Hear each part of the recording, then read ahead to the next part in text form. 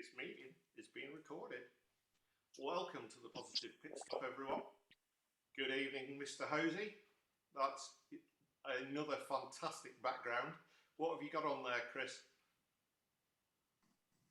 Well, basically, it's a sort of compilation of Tom's career, essentially. Because you've got IndyCar, because he's an analyst for IndyCar there for Sky Sports, Super Formula, which I believe he's the official commentator on, TCR, which is related to his European touring car commentary commitments, and of course Stock Car Brazil, because he does that on the odd occasion as well. And also, he interviewed Jackie Stewart, who's one of my all-time idols from Formula One TV, I believe. You've done your research. Fabulous. Great. Thanks. Great effort, Chris. Chris will be hosting the crap quiz later on. Good evening, Sarah. Hi, Kay. Tony, I've got a text message from Paul O'Neill saying check your phone. So yeah. Where's the link? My phone has died. Yeah, right. Spot the professional. Spot the professional in all of this. What do you reckon, everyone? Should I send him the link? Yeah. Mm-hmm. Yeah. Okay then. 1 second. There's always one. Do you know, it used to be great to work with until he started doing Gogglebox, and then he just changed. Prima donna. Where's the link? Where's the link? He's sending me. Where's the link? Scheduled meetings.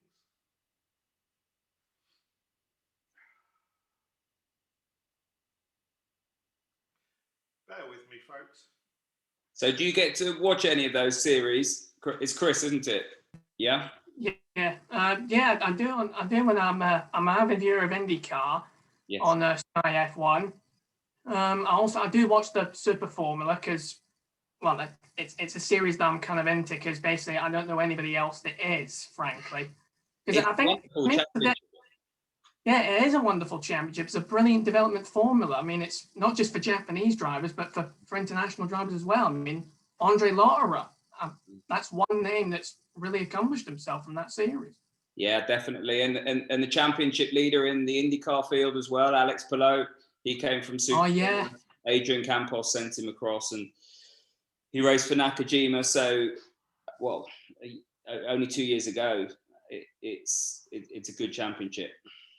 Yeah, and he really has proven himself, Alex Palou, because I think I remember seeing him on GP3, I believe it was, during the sort of FIA formulas.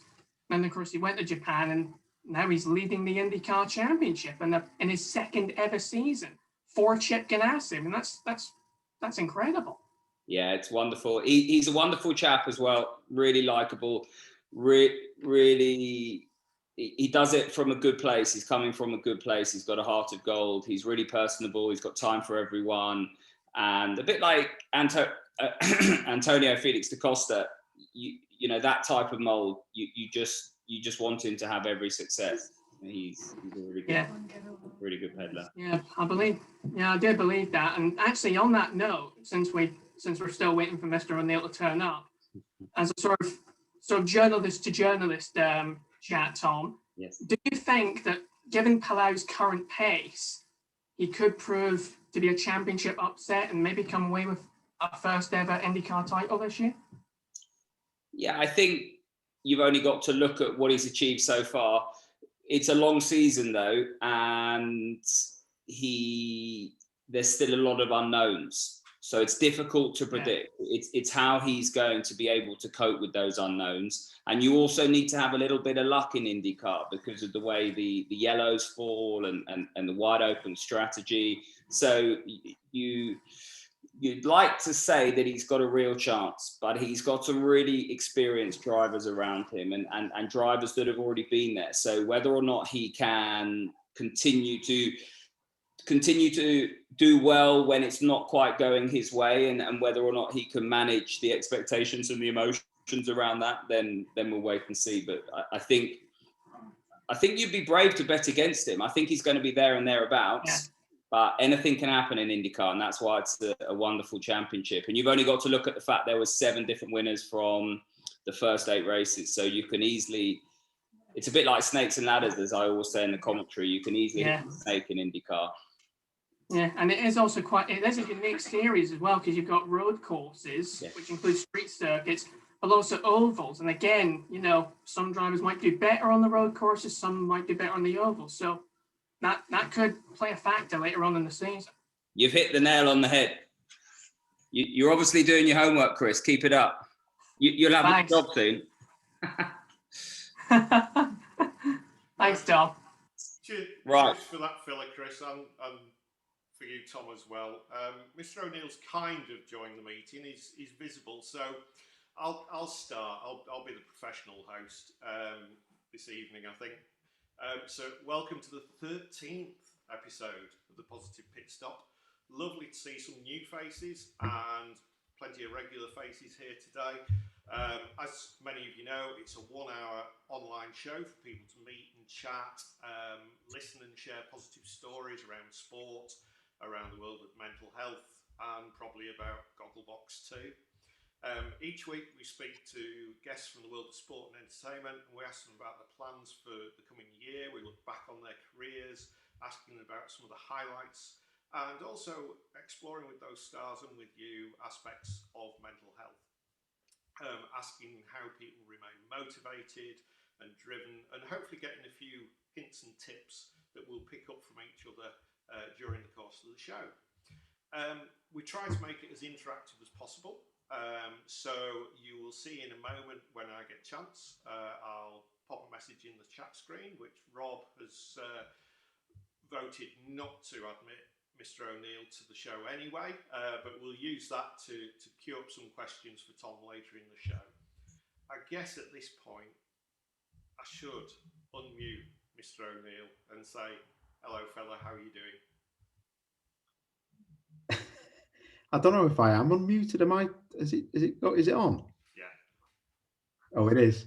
Mate, well, firstly, I apologise to everyone on here, and especially Tom, because my phone went completely dead, like absolutely dead. It's got 0 charge. And I text Tony about 6 times saying, what's the link? Got nothing back. Then he emailed him, nothing back. Then I text Tom, nothing back. I was like, what's going on here? So yeah, sorry about that.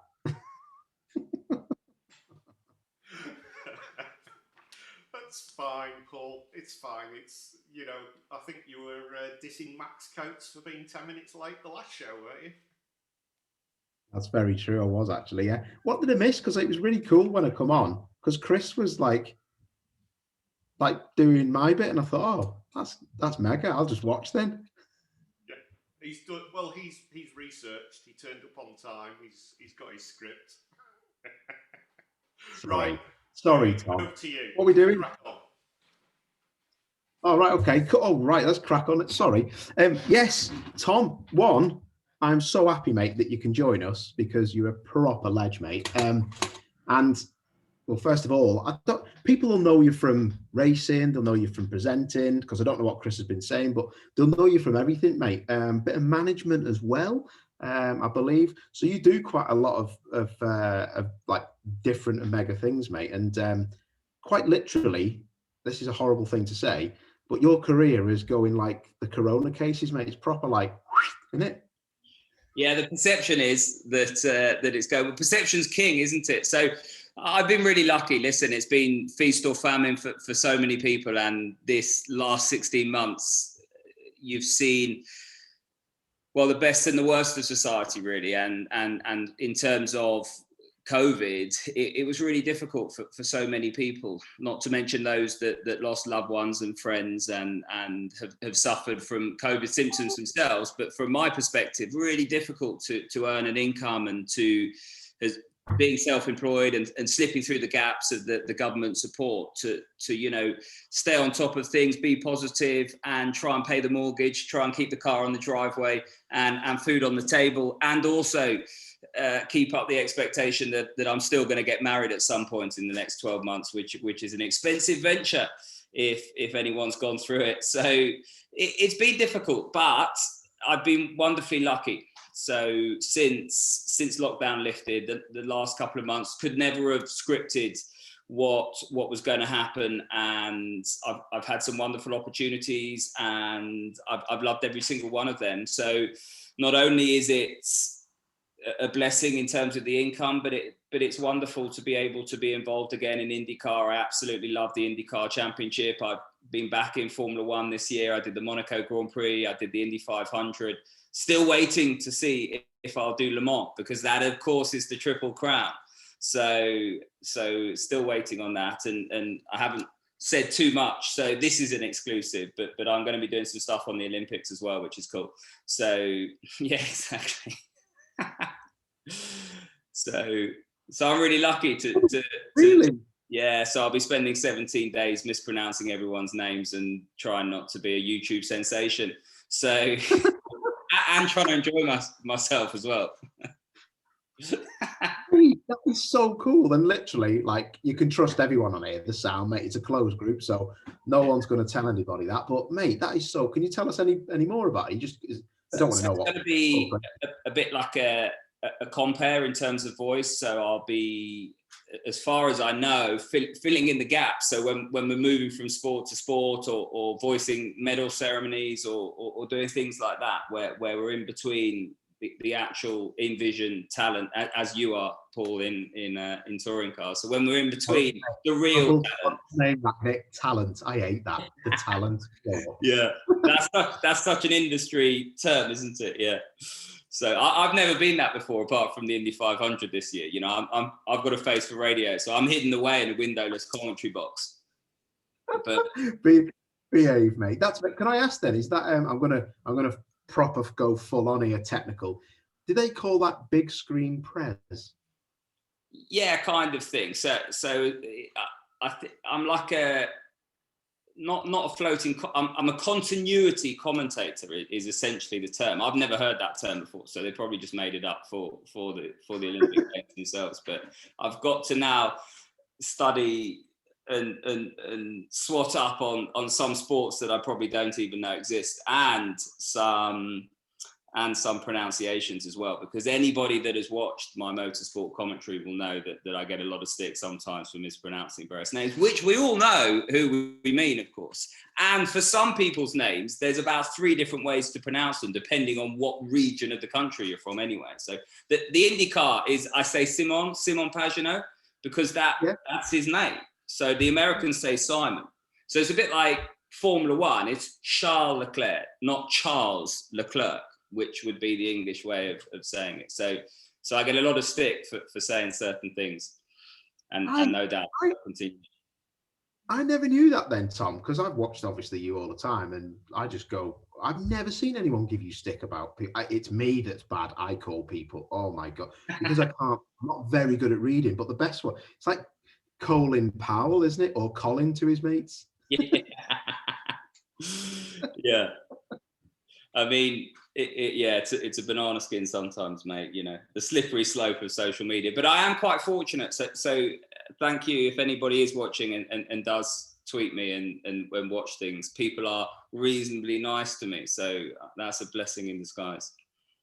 I think we're both very lucky, actually, because we seem to have like the best followers. Like I honestly, touch wood, I even doing what I've been doing lately on a wider platform, I've not actually had that much grief, and the grief I've had, it's only been brought to my attention from friends who think it's hilarious. So then I find them and I quote it, and then next minute the touring car army have just destroyed someone, and that's it, they're gone, they're finished. And like, not horribly, they've just ruined their lives, and that's it. They just come off Twitter. To be seen, or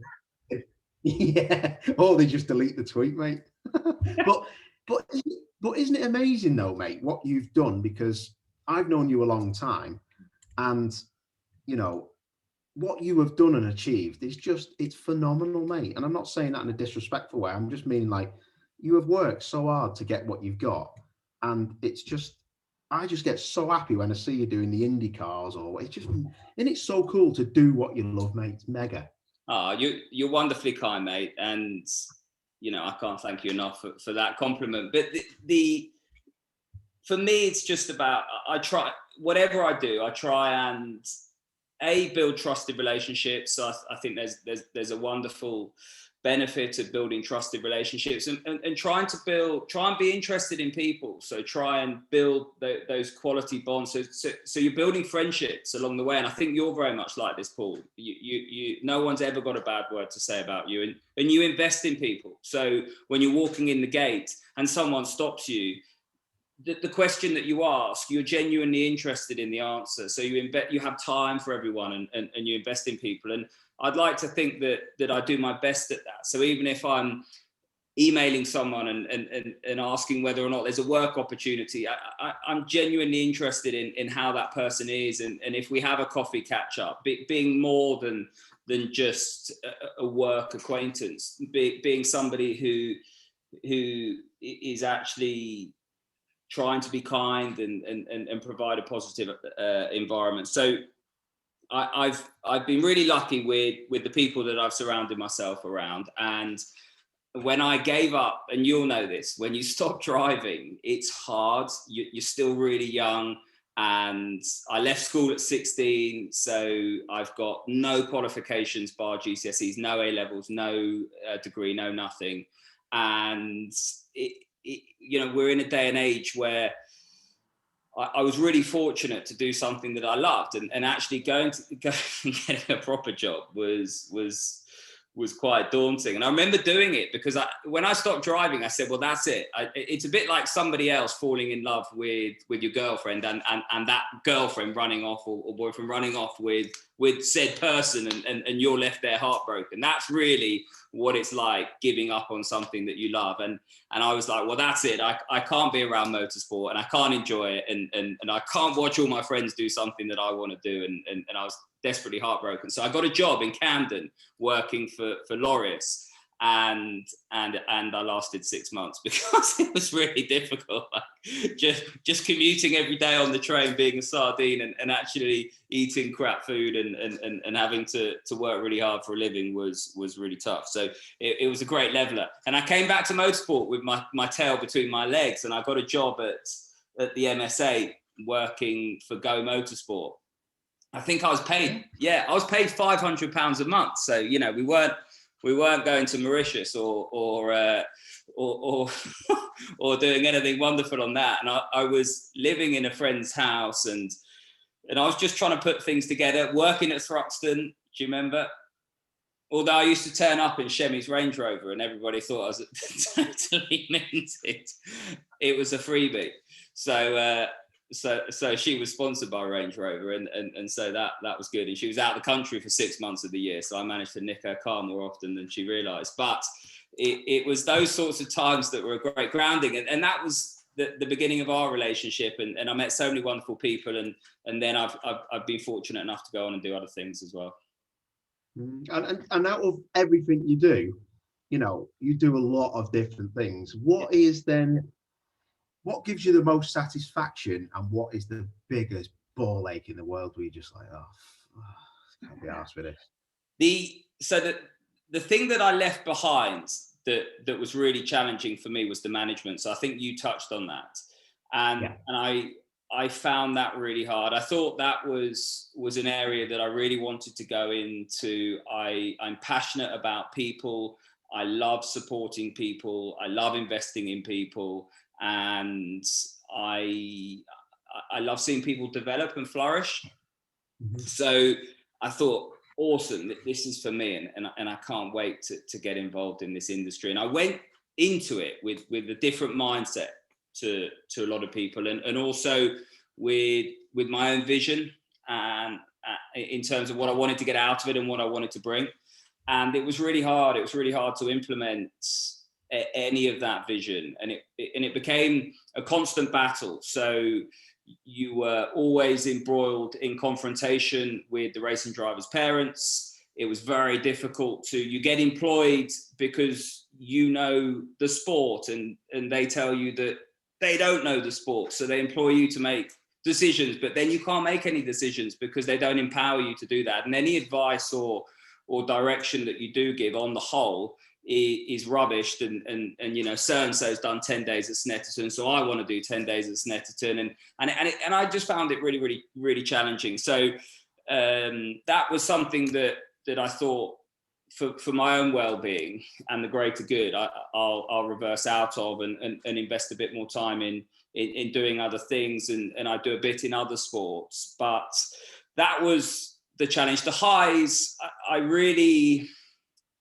enjoy the commentary. So commentary gives you an artistic license. It's an opportunity to deliver your, not necessarily insights, but your stamp onto something. So, and you can take things, you can pick up a narrative and run with it, or you can offer something, I think, when you deliver on the commentary, especially the longer races. When you do something like Le Mans, you're talking for 4 hours in the night, and you can have really in-depth discussions around certain topics, and you can just go off on wonderful tangents where you've had beer poured over your head in campsites and nearly, you know, being mobbed to death when you're on a moped or something like that. So, and it's fun, and you can bring that fun element in, and I love the adrenaline rush. You'll notice going on TV, it's organized chaos, best laid plans and all of that. It just all goes out of the window, and everything goes wrong. You've got people in your ears, you've got no pictures, and everyone's at home thinking, what's he rambling on about now? Unaware of the burning house behind you, kind of thing. So I love that adrenaline rush, and that gives me something that I almost got when I was driving, you know, those nerves that you get. So even now when I do the Indy 500, I'm enjoying it, and then I'm having lunch with Lando Norris and Natalie, and I'm like, what have I got myself into now? What am I doing in this situation? So, and I don't think you ever lose that, you know, I don't think you ever lose that feeling. So, you know, I really do enjoy the TV, and I'm wonderfully blessed to be able to be involved in other industries as well. Policing is one of them. If you follow me on social media, you'll see that I talk a lot about policing, and I talk a lot about young kids in and around the criminal justice system and some of the challenges facing young kids in urban areas, especially where I'm from in London. And actually my journey through the misconception in terms of I had a certain mindset or opinion of these young kids that has transformed and changed dramatically, because I've reached in and I've seen myself the challenges and the tensions that they face, and it was nothing like my original opinion or understanding, and that opinion and understanding is based upon mainstream media or narratives within communities or whatever it is, but when you reach in and you actually see that the challenges behind the families and how vulnerable some of these kids are, and the exploitation and the trafficking. I was just reading today, 67,000 children go missing a year in the UK through exploitation and trafficking. That's 67,000. I mean, in 1 year. I mean, that is staggering. And yeah, yeah, I mean, that's mind blowing, isn't it? You'd never ever think that it was that high. And I think they're responsible for about 200,000 missing person files as well that happen with a year. So yeah, I'm really passionate about that, and that's something that I do on a voluntary basis. And the wonderful thing about doing anything voluntary is there's no monetary transaction. So it's born from the heart and your passion and your drive. And when you're working within a field of volunteers, everybody's so like-minded and everyone's so passionate. It's really infectious, and you meet so many wonderful people from all walks of life, from different backgrounds. And that for me is the moment I really come alive, where I'm really empowered, when I go and spend the day with these people and I'm just totally in awe. You know, I look at the commitment that some people have when they donate time to others, or their passion to help others, and they almost donate their whole life to that cause. And I'm constantly reevaluating what I do, because I come away thinking, crikey, I don't do enough. You know, these people are amazing, and I'm totally always in awe of those people. So yeah, that gives me a big high as well. Yeah, and you know, I'm hoping Tony's going to touch on this a bit more with all that kind of stuff that you do, because do you know what's really cool? I got an email. I spoke to you briefly about doing something like you do, but up north, because I work quite closely with the Halton Police. Yes. I took a load of kids to Alton Park. Yeah. I'll just quickly. This is about you. I just want to quickly tell you about someone who. He's a pain in the arse, mate. He gets on my nerves. Jason Plato is the biggest pain in the arse for media. He's just a knob, right? He's a nightmare. One of the best people you could ever have around on a night out. You'd want to drive against him. You may as well. He's just a pain. You want to get anything out of him. He's a pain in the arse, isn't he? Right? You just never know what he's going to come out with. He's going to get you in trouble. Yeah. I took 12 underprivileged kids from my area to Alton Park with 2 PCSOs. One of them I know very well, who's a really good friend of mine, and Tony knows him very well as well. And these kids had won this competition for something called Stop the Drop.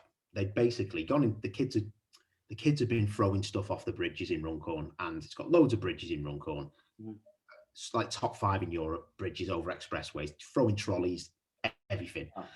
So they got this Stop the Drop thing, and they've drawn pictures, and we got a load of winners and stuff. I couldn't believe how much these kids did not have.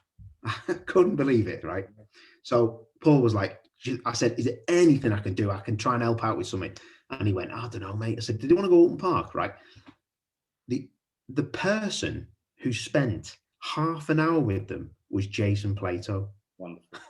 Yeah, wonderful. Yeah.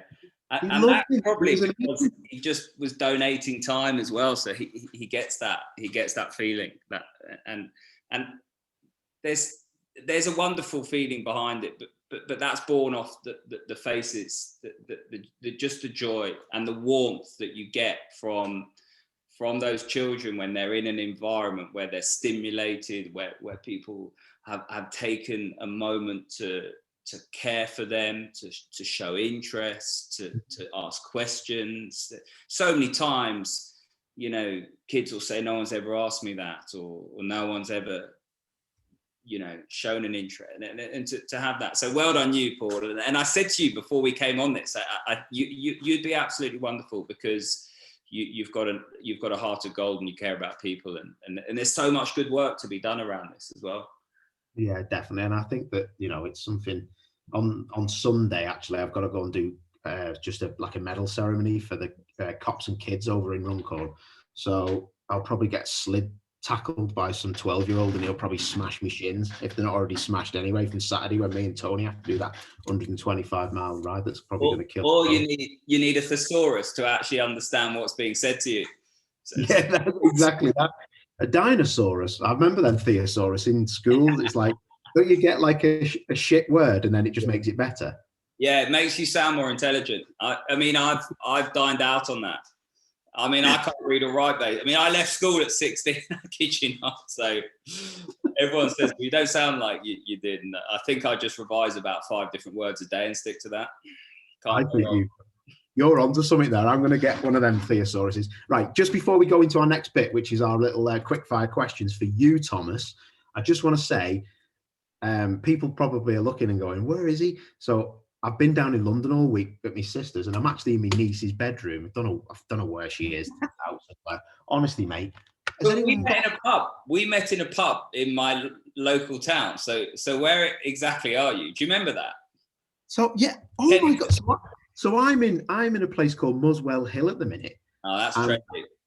Well, yeah, but I was going to speak to you about, you know, like there's a lot of gang kind of affiliation around here with the youngsters. Yes. And I know about it because of some of the kids that are in this house with my sister, like my niece, and I just hear this horrendousness. But we'll talk about that later. But mate, what is this? I don't even. Right, so Scarlett's 12. She's got like LEDs around the top of the thing, and then she's got a massive picture board. There's about 100. I'll just quickly show it because she's a private person. You've probably never seen her because my sister doesn't. That's probably your roommate, and you've moved in. You're just trying to bat it off as a 12-year-old girls now. Like, what was it? Yeah. There's There's about 6 million pictures on the wall, and everyone's on their family. Not one of Uncle Paul though. No. Devo. So I mean, like honestly, I'm learning loads anyway. So Thomas, are you ready, my man? This is a quick fire round, and it's let's get to know Tom. Are you ready? I am. Oh, and by the way, I've got this light thing on that says as well, so that's why I look. Film I don't look pale. I know. Yeah, I feel like I'm in Hollywood. That's for your hair and makeup. Yeah, I need it a lot of. Right, are you ready, fella? Yeah. Favorite food? Sushi. What a Tory. Favorite drink? Red wine. Oh, this is going badly. All right, Boris Johnson. Next one. Current road car. BMW. It's a nice car, that, mate. Yeah. You're brand aware. Brand aware. Too much. Dream road car, Tom? Green. Dream road car. I thought you said green road car. No, it's not green. I think I'm going to have to. I genuinely really like the BMW M2, and I know it's not right up there, but there's just something magical about that car for me. CS M2. Yes, I've got a lot of time for that. That'll be the one. Favorite holiday destination? Barbados. Oh, mate. But I love cricket. So that's actually I love rum and coke, talking jet skis and cricket with the locals on the beach. What? And you're probably going to tell me now that you love Banks's beer as well and the Barbados rally. Yeah. And I once went. I left my girlfriend at the resort, and I once went and played outdoor nets with the locals in Bridgetown. Nearly got my head knocked off. But there we go. Can I just say that people are like, oh, listen to these lot on about Barbados. I am so fortunate to have been to Barbados. I went to Bridgetown. Yeah. The locals are the friendliest people. It's just a cool place. If anyone's ever been or you ever get to go, please. Everyone poots at everyone driving. And the cab driver, we were driving along and he looked left and there was this big sort of plume of smoke and he said, well, that's near where my mum lives. So he took a massive detour just to check his mum's house wasn't on fire. But it was wicked. And that just, everyone's super laid back and that's cool. Oh, it's such a cool place. Love it. Blur or Oasis? Oasis. Yeah, boy. You're a favourite, the Positive Pit Stop. Yeah. Spice Girls or Little Mix? Spice Girls, all day long. Yes, my man. Favourite ITV Motorsport Presenter? Paul O'Neill. That is the first time anybody has ever said that. Yeah, and do you know why? You do it your way, and that's difficult. So if you're going to go down in flames or go up to the blue sky, you do it your way, and I think that there's something really admirable about that. Thank you, mate. Well, we've worked together on that Snetterton race weekend, and it was probably one of my best weekends ever, mate. I loved it. Absolutely adored it. Right, Thomas, my man, very well done, very well answered. Quite Tory. We'll let you get away with that. Southwest London. I'm not wearing red trousers, I promise you. That's why you won't stand up. Over to you, Tony. Thanks, Paul. Tom, I don't know if you realise, but we're generally not nice to Paul on this programme.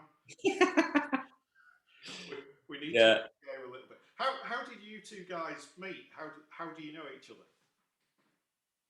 Well, Paul's got more front than Blackpool, so you come across Paul very quickly in whatever environment you're in, and he's a lovable fella, isn't he? So he just walks around with open arms, and so everyone loves Paul, and genuinely no one ever has a bad word to say about you, mate. So and I'm on that page. We might change that on Saturday. I'll have plenty of bad words to say to him. We were talking before we got even started on the show, before Paul turned up 10 minutes late, about mental health and about policing. But before I go on to the work that you are doing around the mental health initiatives and the policing, you talked a bit about your back injury and what that led to. Do you mind sharing what you were talking about around that? No, so about 5 or 6 years into my career, I had something that was undiagnosed called a spondylolisthesis. And I found that out really, really quickly when I had an innocuous accident that led to me being in hospital and loads of people looking at scans thinking, you don't have the bony union in your lumbar spine that you're meant to have, and essentially you have a bilateral slip. So a spondylolisthesis is where the bone in your lumbar spine forms as cartilage. Now 20% of the world's population have it. It's really common, but 20% of the world's population don't go driving cars into brick walls. So if you don't do that, you might just have subtle backache. And essentially I drove into a brick wall. The bony union crumbled away like biscuit, and I had lots of metal work put into my lumbar spine, bone grafts from deep within my pelvis to build around the metal framework. And I spent a huge amount of time in rehabilitation. I almost had to learn how to walk again. I had all the feeling there, but because they took a lot of bone from my pelvis, a lot of soft tissue damage around the whole area. And if I had to activate my hip flexor, so if you're sitting in a seat now and you just want to lift your knee up, that's your hip flexor. I had the feeling to do it, but I just couldn't, I didn't have the strength.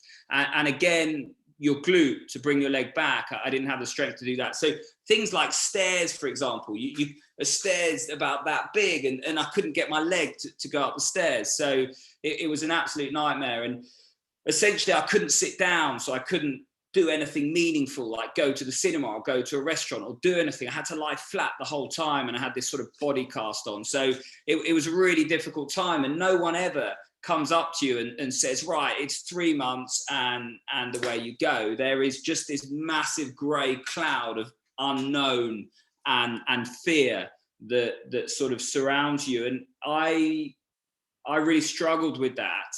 I went from being a super confident and sort of successful, if you like, young man, and into just being somebody that didn't have an opportunity to go back to what they were doing, was totally lost in terms of my, I didn't have a career, I didn't have qualifications, I didn't know what I was going to do, I didn't know if I was going to run again, make a full recovery, I didn't know anything. And it was a prolonged period of time, about 14 months that went on. And at the same time, my mum suffered. So it was just me and my mum, basically. My parents divorced, and my mum went everywhere. She used to drive to Le Mans and get stopped by the gendarmerie and caught for speeding and blame it on me. And she even got banned for speeding in this country. I had to drive to Yeovil Court to for her hearing. But that's a story for a rainy day. But we were really close, and she suffered this catastrophic brain hemorrhage where she suffered a massive bleed on her brain, and she was in a coma, total coma, for over 3 months.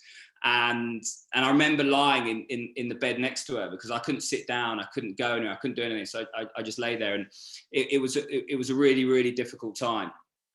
And I paid her a mobile phone subscription because she couldn't talk. So I used to call her voicemail and just listen to her voice. And essentially her outcome was well, at the time they gave her no hope of a recovery because of the damage that they were seeing on the scans. She has gone on to make a miraculous recovery. She has total paralysis almost on her right hand side and balance issues and various other issues. But she's still my mum, and she's still got a wicked sense of humour. She did her rehab with a young man who'd suffered a brain trauma in an attack on a London street, and he was really down to earth with his street lingo. So my mum was learning to do everything again. So she came out of rehab with this like really, yeah. Trendy way of putting everything, which is quite funny when you try and explain it to people now. But anyway, I sort of popped out of that, and I had this like crushing anxiety. Like I'll go into a restaurant and I would just break into a cold sweat, and I didn't know what I was frightened of. So my perception is if you're scared of a spider, you see a spider, you have that reaction. I didn't know what was going on, and I'd gone from being this really confident young man to now suffering with these challenges, and they went on and on and on because I didn't deal with them. You know, so it was a case of, well, I don't know what's going on. There's a fear around that, and so splash your face with water, man up, and get the hell on with it. And I became this actor. I was, and I'm a useless actor, but I was remarkable when it came to acting through how I felt and my symptoms and trying to hide things from people. And, you know, I remember doing a coaching course at Loughborough for the governing body and having to drive back in the middle of the night because of what I was struggling with and various different things. So, you know, it really affected my life. And it wasn't until, and I had a bit of medical intervention, but I never ever opened up or said anything that might compromise me. Because when you go and get medical intervention, there's a clipboard and you sat there, you know, Tom Gaymor, sex, yes please, no male, and you know, and all the things. And at the bottom it says, look, you know, if we think you are X, Y, and Z, we're keeping you in. And I remember looking at that thinking, crikey, no chance. So I remember walking and going, yeah, everything's fine, that, you know, no problem, you know, I don't know why I've come, I'm actually all right, blah, blah, blah. And I was petrified about relinquishing control and allowing people to actually delve into what it was that was going wrong. And cut a long story short, it wasn't until I went to a sports event that somebody I'd confided in had invited me to, and I won't break the confidence of who was in the room, but you know, there's people that you'll watch on the Euros now, that there's people that you'll watch on the British Lions, there's some big names in sport, and they all sat there and they all talked about exactly what it was that I was feeling. And it was a eureka moment, and it was such a powerful moment because I just thought, for the first time in my life, it's not just me. I'm normal.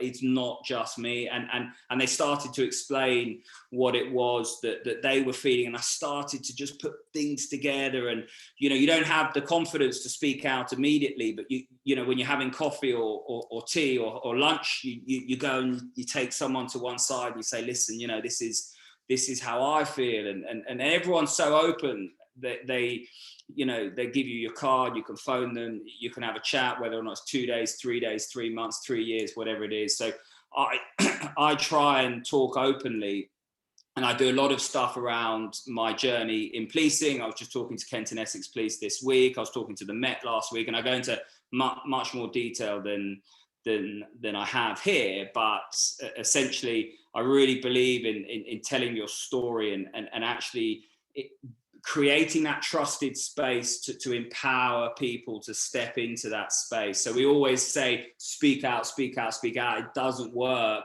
unless people trust the space, trust the ears.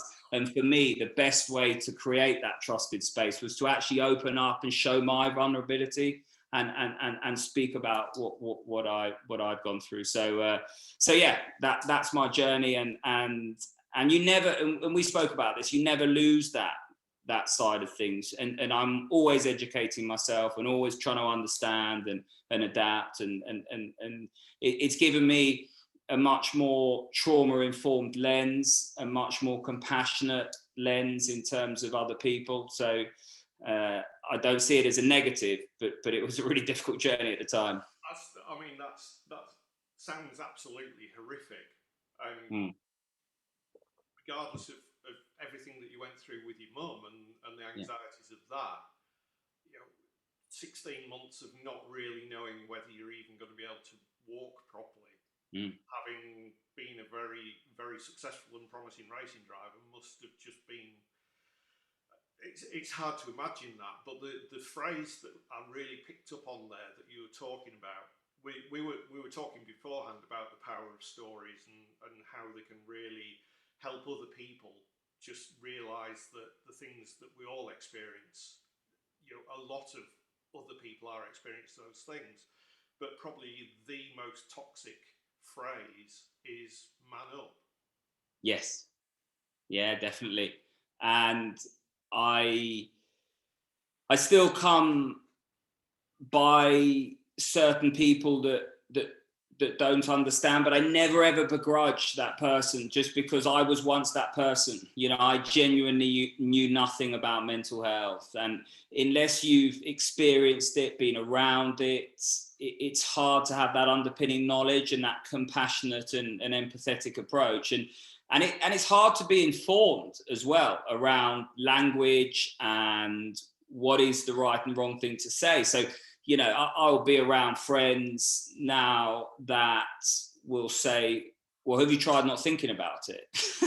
or something like that. And it's like, oh, eureka, I've never thought of that, you know. Where have you been all my life?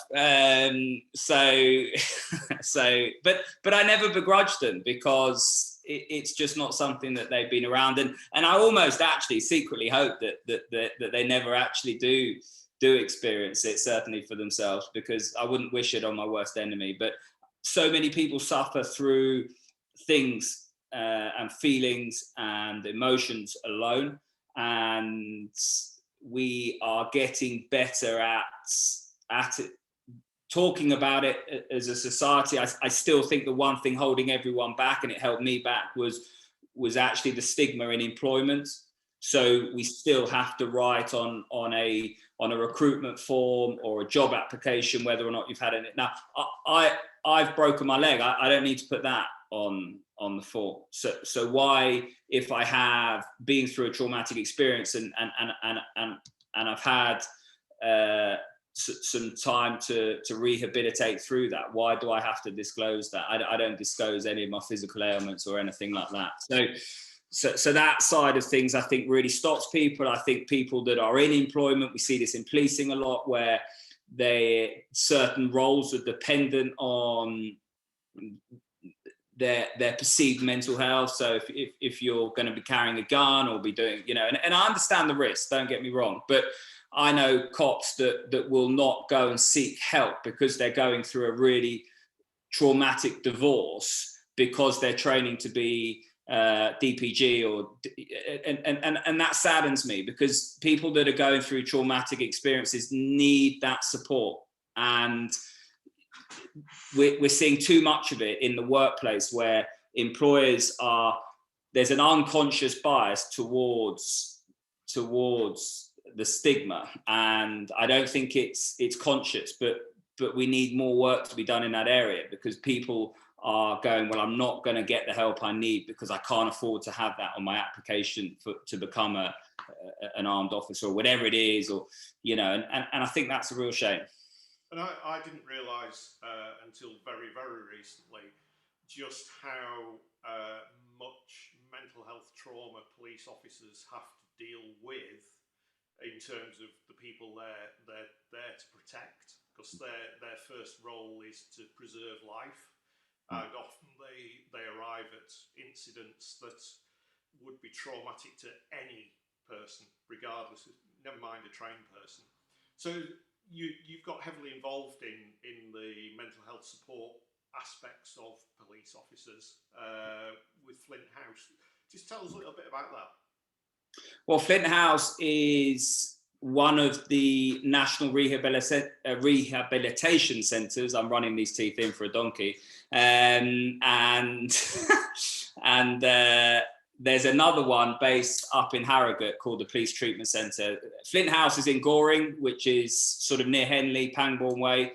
It's an incredible centre because it caters for all kinds of different rehabilitation, be mental or physical. So we have 24/7, 365 days a year, mental health nursing, for example, but we also have that from the physical side. We cater for police officers who have had cancer, right the way through to police officers who are suffering from the after effects of birth, having been, post-pregnancy, through to police officers that are injured operationally. We're hitting at the moment 34,000 police officers being assaulted a year. So that's a staggering number. It's averaging now about 950 police officers a week are injured. So that just, people just don't know that. And those officers need somewhere to go, and then they need to be treated and they need to be looked after. So Flint House is somewhere that facilitates that. We have about up to 200 patients there at any one time, and they can come for up to 2 weeks as well. But we're changing a lot of the criteria around that. I've come on as a trustee, so I'm on the board of directors. I spent all day yesterday at Flint House going through all the strategic review and sign off for various budgets. We're going to be spending about 3.6 million on various different projects over the next 12 months. And we're also, with my belief, setting off on a national campaign to try and raise awareness around the need for support for police officers. So we've got Help for Heroes, we've got national charities like RNLI, Air Ambulance, whatever it is, but no one actually knows about police rehabilitation. So we need, or I need to do more to basically create awareness and also the opportunity for people to donate into the charity and support the wonderful work of the men and women. And when I say wonderful work, you've really got to go out with police officers to understand what is going on. You know, I went out last week. You've got on one team a shooting, stabbing, serious GBH, a juvenile suicide as well. You can go from giving a suspect CPR, I've seen it with my own eyes, a victim CPR, sorry, and you go straight on to the next I grade. There's no downtime, there's no briefing around that, there's nothing. And officers are working unimaginable hours and delivering an unbelievable service, and not getting a break, and then they're coming home and not being able to offload any of the trauma or any of their experience, and they're also getting a really tough time in the mainstream media and on social media as well. So their actual well-being at the moment is at rock bottom, and I promise you, and I'm sure people know people in the police. You know, these are brothers, sisters, daughters, sons, mothers, fathers. You know, they're wonderful people who put on the uniform and genuinely just want to help people. And there's 120,000 of them, and not everyone gets it right. And they're held to the highest standards, and policing's not perfect. And when they don't get it right, they're held to account, and that should be the case as well. But don't judge everyone in terms of, you know, there's 120,000 of them. Don't judge everyone based on the wrongdoings of a select few. That's amazing. What really shone through there for me was well, A, the passion that you have for it, but for you you were talking about we all the time, and you're so obviously emotionally invested in it. Yes. And I've seen it with Paul and seeing it with yourself, and sometimes people see people who are on the TV getting involved in charities, and you go, oh yeah, it's another celebrity wanting to look good, you know, doing my bit for charity. But I don't think what people necessarily always understand is that it's so hard for a charity to get a voice. Yes. And when you can connect with someone like yourself, or the way I connected with Paul for Sporting Memories, and now the way Paul's invested in Halton Haven Hospice, that brings the touch of magic that allows charities to have a voice in the first place. And then when guys like you are so emotionally invested in it as well, it just makes such a massive difference. So my hat off to both of you, and our reward for you doing such brilliant work is to subject you to possibly the crappiest quiz on the internet. I'm no good at quizzes. That's all right, you don't need to be on this one. Paul's always pretty awful on it. Hopefully he's still there and he hasn't just put a picture up of him himself. So if you can unmute yourself, Mr. O'Neill, and I'll hand you over to Chris. Right, here we go. So this is, as you know, it's the infamous crap quiz of this positive pit stop. The contestants are, of course, Mr. O'Neill and, of course, our guest of honour, Tom Gaymor. And this week's quiz, the theme of it is focused on famous and infamous Toms. Right. Don't worry, Tom, you're a very famous one at that. So Z-list. yeah. So we're getting into it. Question 1. Which actor called Tom was credited with saving sunglasses manufacturer Ray-Bans in 1986, and which film led to a 40% increase in their sales? Tom Cruise. Top You Gun. got it. Yeah, you got it. You're correct, Tom. You got it. Absolutely right. It was Tom Cruise and Top Gun. That's a double answer, so you get 2 points in your stride there. Question 2. Which Tom became an honorary member of Monty Python for one night and sang the Lumberjack song? Oh, no chance here. No chance. And in fact, well, I'll give you the examples here. A, it was one of them is A, Tom Hanks, B, Tom Jones, or C, Tom Petty. Tom Jones. Tom Jones. Oh, you almost had it. I'm afraid you're both wrong. It's actually Tom Hanks. I would have never I guessed. didn't know that either, frankly. Yeah. So that's 2-0 in Tom Gaymor's favour. That's what I think of that.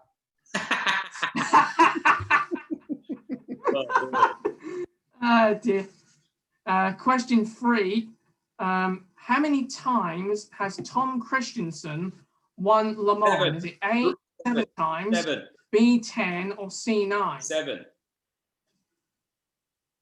Uh, Is it 7? No. No, I don't know. 9. I should know this. Is it 9? Paul's got it. Paul got it on the whole shot there. It's 9 titles. That's the same as Sebastian Loeb. That is actually the same as Sebastian Loeb winning 9 World Rally Championships.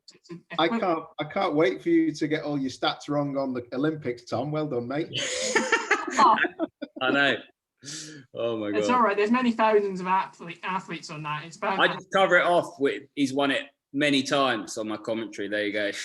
Yeah, that's what I sometimes do when I'm watching it at home. Question 4. Bobby Ball was well known for his catchphrase "Rock on, Tommy," but what is Tommy Cannon's real surname? Is it A, Devonshire, B, Dumfries, or C, Derbyshire? Tommy Derbyshire. I was going to go for that. It just sounds right. There's a ring to it. Yeah, in fact, There's yeah, a ring. yes, it does have a good ring to it. So, Paul, you get that one. It is Derbyshire. Oh no. Yeah, boy. So that is 2-0 thus far. So this is, so it's, in fact, it's 2-2. So it's a tiebreaker. Oh, penalties. Yeah, well, that's where the final question comes into. This one's a bit of a sort of guess question. There's no multiple choice. It's just a random guess. And it starts off with Mel C's little brother, Paul, best known for his sloppy dressing on Gogglebox. It's not that sloppy, if I'm honest. Yeah, thanks, Dad. Who was a racing driver, clocked up 2 wins and probably thousands of top 10 positions in the BTCC. But according to the website Race Drivers DB, Race Drivers Database, of the 60 races that yourself, Tom, entered, what percentage of those races did he appear on the podium? 26. I don't know. Oh, no. Nearly. It's a bit hard than that. Tom, you want to go? I 30. You're close. I'll give you the point for that, Tom. It's a half point, but I'll give you it because the answer is almost 42%. And that apparently includes 7 victories. Yes. Yeah. On the roster. At home is my favourite win. Yeah, in fact, actually, on that note, before I hand over to Tony, so that means you're basically the winner of that one, Tom, because you got 2.5 points to Paul's 2.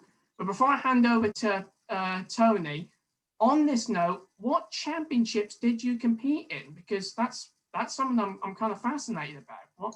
Yeah, so I did Formula Renault in France. Then I came over and did ZTEX when it was a big thing on the British touring car package. So you used you had Jensen through to Davidson to, Paul will remember those. And everyone went to watch the ZTEC race because it was always carnage. And then I did a bit of F3 and then that was that. Yeah, so you made yourself. That's actually quite informative because those are some of my favourite development categories. So, thanks for Chris. that. Yeah, Chris, you probably don't know, but honestly, mate, I cannot tell you, and everybody here that doesn't know, Tom was the absolute boy. Like, he was the next big thing. So, honestly. Cheers, mate. No, honestly, I remember going watching Toka stuff, and it was like, you boys, Button, Davidson, all that, and them slick Avon things. That it was just proper stuff, mate. Proper stuff. They were quick as well. They were quick.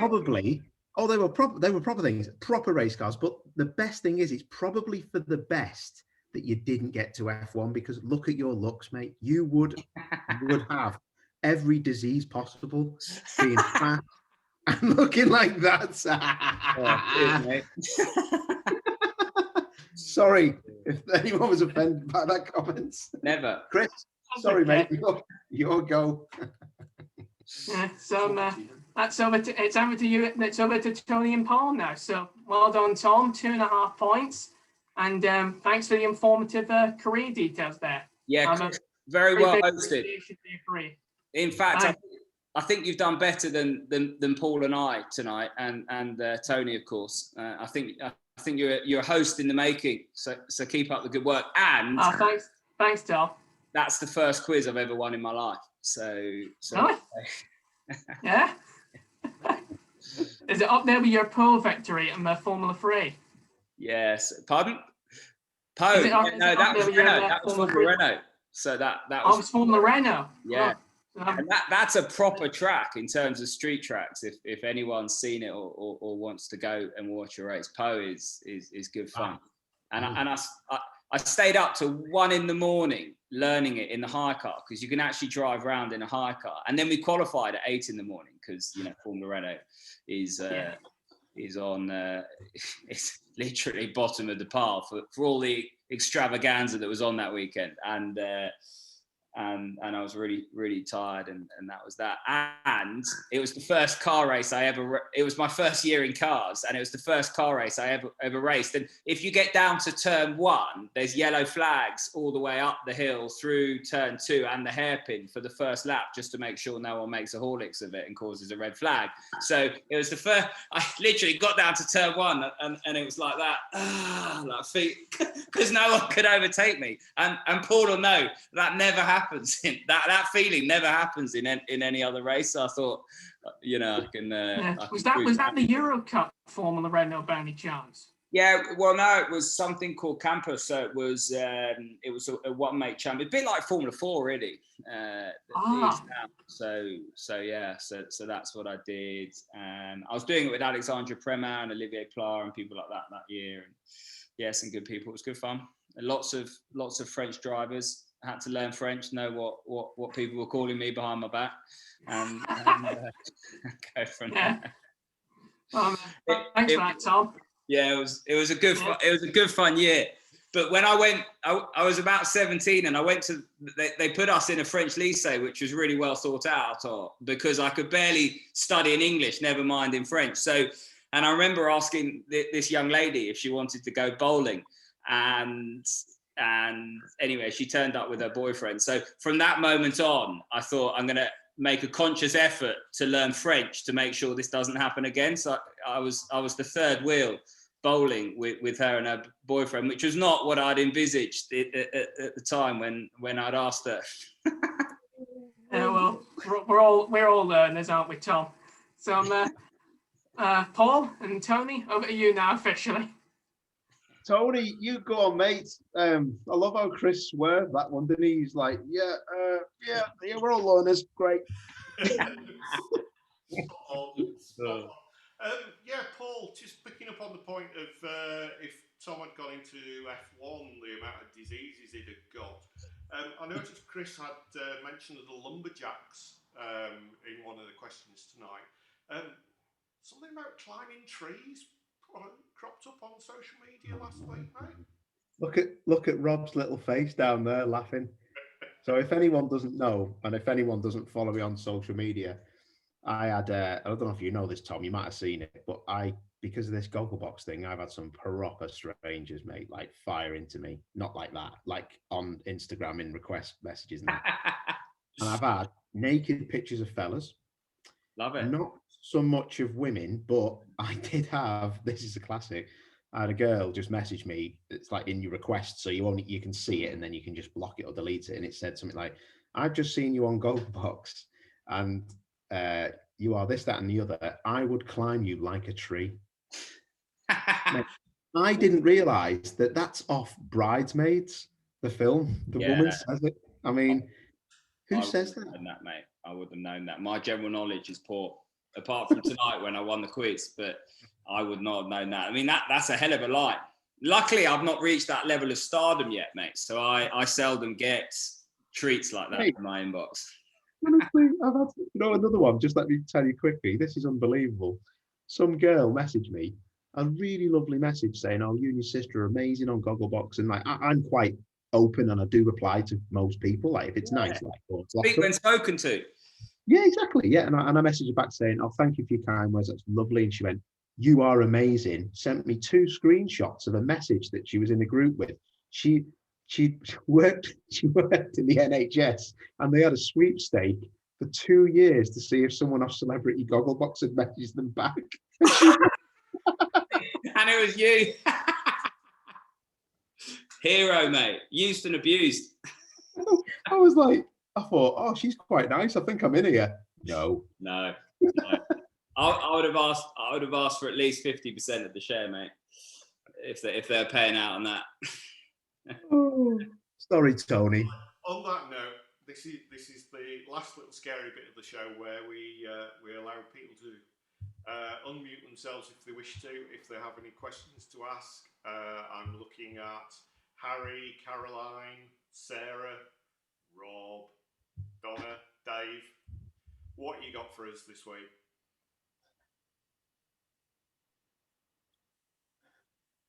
Speak out or forever hold your peace. I might not be that interesting. People might not want to ask me any questions. Go on then, I'll ask you one. You know, you were talking back about how you were feeling with the anxiety. What was it? Panic attack they diagnosed in the end? Was it something like that, or? Yeah, so it was essentially post-traumatic stress, and I didn't realise this, but my body was sensing danger when it shouldn't have been. So it's like the amygdala, and it's like a false alarm. You know, it's like a burglar alarm going off when it shouldn't do. And that was just my body when I felt out of a safety circle, or I was out of control, or I couldn't control the situation. That was when I felt it, and I was really quite high functioning. So I remember being in the airport once and I couldn't get on an aeroplane, and the stewardess looked at me and she sort of looked right up to me. She goes, "You don't look like you're having a panic attack." And I was like, "Well, what do you want me to do? You know, rip my clothes off and run around screaming?" You know, I didn't know what I was meant to do. And I sort of said to her, I was like, "Look, just trust me. It's going horribly wrong inside. So I need to exit stage right." But yeah, it was that type of thing, and the easiest way was to actually relinquish control, and actually that took some time. And I remember the first medical practitioner said, "Listen, you need to just reverse out of a situation and try and relinquish control." And I remember looking at him as though he had 2 heads, thinking, "Mate, like the only thing keeping me together here is like that last percentage of control. The last thing I'm going to do is because you're frightened to relinquish control. You know, the last thing I'm going to do is relinquish control. But it took me a while to understand that was the best thing. Yeah, I think more people need to speak about it, don't they? Because I think that it's quite a high percentage of people suffer from them, actually. Yeah. But I think a lot of people don't know what it is, or they're too afraid to talk about it. Yeah. But yeah, no, it's good opening up to it, because I dare say a lot of people will notice triggers in their own lives and not know what it is that's causing it. Talking to a Formula One boss, and I won't break their confidence, but they actually didn't attend a car launch because they ran out of the building, jumped in the car, and the comms team was sort of ringing their mobile saying, where are you? You know, you've got to go on stage and present the F1 car. And they answered their phone and said, I'm halfway down the motorway and I'm not doing it. So, you know, it affects absolutely everyone. It doesn't discriminate. And it doesn't matter what walk of life you're in or what job or whatever it is, we're all human beings. Brilliant. Thank you very much. Thank you. Thank you. Cheers, Sarah. Cheers, Tom. Any other questions for Tom before we wrap up? I'm looking at you, Rob Marsh.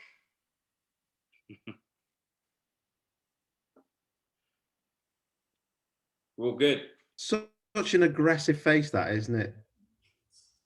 I'm sorry about him, but I might have a question. Go for it, Chris. And it's kind of a sort of season related question. And it's about but it's actually about the World Endurance Championship, Tom, which actually you've covered on for Eurosport. And it's actually, I'm just going to be very brief and also quite critical. With the reduced numbers of manufacturers in GTE Pro, is this potentially the end of the GTE era? Because America's switching to GT3 cars. Do you think the FIA will do something similar for the manufacturer class in WEC? If you asked me for the logical solution, the logical solution is to just bring GT3 into the GTE arena. GT3 cars have developed a huge amount over the last 10 years, and Paul will know if he has to sit next to someone who's never driven a race car before and it's a GT3 car, those things are blisteringly quick, and they're too quick now for amateur drivers. And so that's the logical solution. Whether or not the FIA and the ACO come to that decision is up to them, but is down to a number of different factors. I hope they do, because essentially it needs it. We're moving into an incredible era now with the hypercar and the LMDH regulations, and you're going to see sports car racing that we've not really seen since Group C days or the BPR days. So I think it's going to be unbelievable from 2024 onwards. I mean, it's going to go from literally famine to feast. It's just going to be mind-boggling. And I hope the GT3 cars come in as the solution, because the grids would just be, I mean, you know, you'd be back to qualifying for Le Mans again, which... Yeah, I'm with you on that. Yeah. I'm a big subscriber. I'm with you on that, because I'm a big subscriber to the GT3 era, and I would really love to see that happen. Yeah, I would. Thanks, Tom. Nice one. No problem. Caroline, cracking question from Caroline. Who has been the best person to work with Tom in commentary, and who was the best interview you ever did so far? Well, it's a bit of an awkward question, because I've actually worked with Paul in commentary, so you know it's Don't worry about that, mate. It was only a fill-in thing. It was fine. Good racing. I've been fortunate enough to work with some wonderful people in the commentary box. The days or the experiences that spring to mind are from the two-wheeled years that I was involved with World Superbike, and I did some BSB last year, and Paul is a friend of Brogy, who's a wonderful chap, and I just find that the bikers just brilliant to be around. I mean, they are just such a good crack, and I have not laughed as much as I have with them. I mean, I've literally been on the floor, and I mean, I can't really say half the stuff. But I think there was one where we were talking about wine, and you know, someone said, you know, my favourite wine's like Chateau of feet or something like that, and someone else said you did what on your feet, and you know, it's just stuff like that you just wouldn't be able to get away with maybe in the car racing stuff. But and the likes of Jack Bernacle and James Whittam, Steve Parrish, Terry Reimer, the list goes on, Neil McKenzie, you're wonderful people. And you know, I've grown up around car racing. I know everyone in car racing, and everyone that I get to work with is wonderfully cool, and we're all friends. So it's actually quite nice when you go and do something a bit different. And I didn't know any of these people, and they didn't know me, and they were just so cool in terms of there was no ego. They were so accepting. That they were awesome, and some of the best times I've had in the commentary box have been with them. So that's probably my answer there. Great, yeah. Caroline. And we had Brogy on a few weeks ago, and Maria Costello as well. And yeah, the biker world they're very special people. I interviewed Brogy at the Festival of Speed, and that was the first time I'd ever met him. And I said, listen, you know, when was it that you thought you had something that other people didn't have, and it was time to go racing bikes? And he told this story about, you know, when the blue lights couldn't keep up with him around the estates of Liverpool or whatever it is, and there was all these people in the crowd at Goodwood going, oh my God, where's he going with this? Tom, that guy, the stuff he has said in front of my mum and dad, love that man, absolutely love him. He is, if you don't know Steve Brogan, guys, or you didn't see him on the show, he's just the most magical, his nickname was Baywatch Brogan, because in between the British Superbike races he competed in, he just was always lying on the banks with the crowds, just getting a suntan with his leathers around his ankles. And he's just this wonderful guy. And the stories he tells, he's funny because like Tom said, because we're cars, the bikers, especially Brogan and people like that, they call us car snobs. They're like, mate, you lot, you're all car snobs, like, because they are proper working class people who have got on their bike and just risked their life. And when, like Tom said, when you're in the comms box with them, and I've met a few of the guys he spoke about because I've been to Goodwood a lot and they're always there. They're still wired because they've had so many like brick walls and gravel traps and lampposts hit them in the head and stuff, and they're constantly like this, and that's what makes them so special. And I love the bikers to bits. I do a lot of bike track days, and they're just proper people, aren't they, mate? Yeah, you've got into the biking, haven't you? You're braver than me, because they're forever trying to get me to go on the back. I'm like, no chance, mate, absolutely no chance. Can I just tell you something? It's the last thing I'll say because I don't bore you to death in a minute. But so the day I met Brogy, Tom, this is the brilliant story. I'd never met him in my life. I'd never heard of him. Yeah. And a mutual friend of ours, Lucy, who lives in Teddington, because you used to live around that way, didn't you? Yeah. Anyway, she was organising a big Honda event, and Gordon Shedden couldn't make it because they needed the touring car taken and a British superbike. So Brogy come with the superbike, I come with Team Dynamics' touring car, and we both give passenger and pillion rides. And then he was like, yeah, lads, where are you from, mate? And I was like, I witness. And he was like, oh, you're a proper wool, you, mate. Don't be giving it all the scouts to me, lads, you plazzy scouts. And I was like, whatever, mate. I hate thieves, so I don't like you. And he was laughing at that. So he was sound. Anyway, long story short, I get on the back of his Fireblade on slicks, thinking, this will be fun. I've got a bike license. It'll be sound. Goes round turn one. And he told me before we went out, he said, when I'm braking, he said, put your hands on the tank in front of me and push yourself, like, you know, so you don't like go into me. And he said, just hold on to me when I'm on the throttle. So anyway, he's going around turn one, like nearly flat out. And then he comes to brake for the first time hard at the hairpin. And he had his visor open a bit, and I had mine open a bit. And all I heard him was going, he was braking and he had to go straight on. And he went, mate. And I was like, what? And he went, you're on me too. I've been squeezing down his cock and balls as he was trying to turn it for the thing. And then we were like, we've been best mates ever since. And that was 2009. And we were both having quite not great times, like in our life in general. So we were like he was getting divorced and I was having a bad time with my girlfriend at the time. So we were just like that, and we've been best mates ever since. What a lad anyway. So yeah, it was cool. He's a wonderful guy. Oh, unreal. It's kind of traditional that we finish the show with a question from Rob Marsh, the man who's been muted 12 times in 12 shows.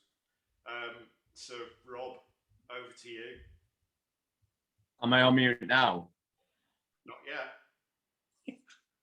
All right, well, I'll have to work on that then. I do spend a little bit of time before these trying to think of something funny to say. Whether it is or not, I'm not really bothered. But today when I came home from work, I had to conduct some research. And it was just to find out if England had actually beaten Germany yesterday. But because I didn't believe it the first time, I had to do it over and over and over and over and over and over again. So I'm not bothered to think of anything funny to say. I've not even bothered to shave my face on my head, which I've planned today.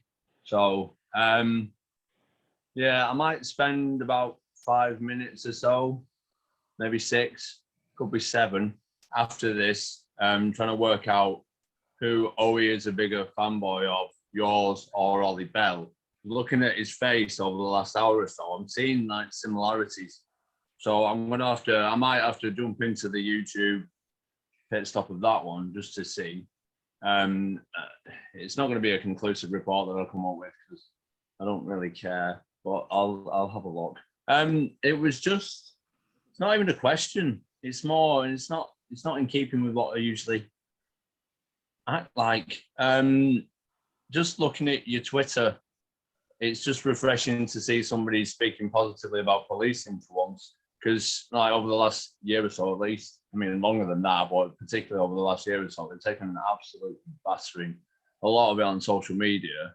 So just to come across your account, even without like always prompting, it's just nice to see. And like you said, they're not all perfect, but think about the people who do it and what they go through every day. And you know, it is actually a person underneath the uniform, unless you're Scott Waller, in which case he's just is an absolute nightmare, whether he's policing or not. This isn't recorded, is it? I'm not scared of him. Whatever. But that was just my comment. Yeah, keep doing what you're doing. I like to. Love it.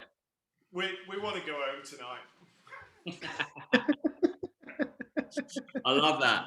And thank you very much. Great sentiments, Rob. And we always love your questions, however. In fact, that rivals. I think actually your question tonight was probably crapper than the quiz, which is really going some way. You did a lot of research into that. I'll say thanks to you, Tom, and to everyone who's taken part. I'll leave Owie to wrap up because he's the professional presenter and can do it properly, and he's got lighting and he's got makeup on and all that. So hopefully I'll see you in a week or 2 weeks or 3 weeks. However long it is, the social diary opens up for Mr. O'Neill. And it's been a pleasure connecting with you, Tom. I really enjoyed our chats today and emails and what have you. Anyway, over to you, Paul.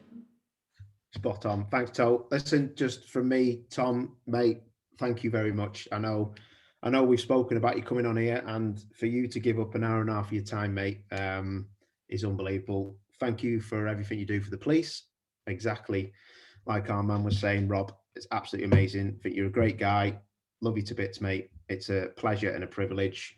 And everybody, I know some of you have donated. I'm not asking for people to donate for this ride on Saturday, but me and Tony have got a big one ahead of us. And I want to just say thanks to people who have donated. Doesn't mean you have to. It's absolutely sound. So thanks, everyone. Tom, you're a legend. Love you to bits, mate. Love everybody here. Peace out. Kisses for everybody except for Rob. See you later.